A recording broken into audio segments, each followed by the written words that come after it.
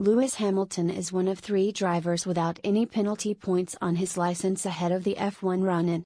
Lewis Hamilton will not be in danger of being handed a race ban between now and the end of the current F1 season, although 2 drivers could be at risk of accumulating the required 12 penalty points if they fail to clean up their acts.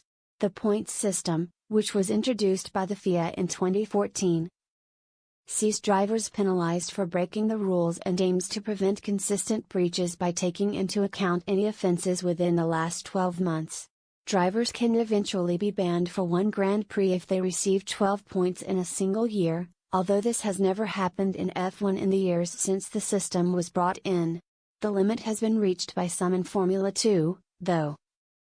With Alpine junior Ali Caldwell missing this year's event at Spa just weeks after Amaury Cordial was suspended for the Silverstone round.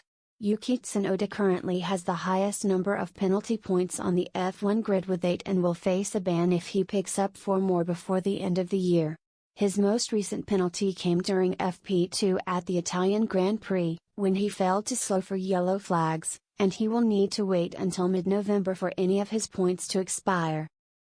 Pierre Gasly, meanwhile, sits in second place with 7 points despite briefly moving up to 9 after speeding under red flag conditions at the Japanese Grand Prix. However, the 2 points he received for causing a collision with Lance Stroll at last year's Brazilian Grand Prix expired the very next day, which saw his tally drop back down to 7. Further down the order, Alex Albon is the only driver on 6 points ahead of Esteban Ocon and newly crowned world champion Max Verstappen, who are both on 5. Fernando Alonso, Daniel Ricciardo and Zhou Guanyu all have 4 points as things stand, while Nicolas Latifi, Lance Stroll and Kevin Magnussen are 1 rung further down the ladder on 3 each.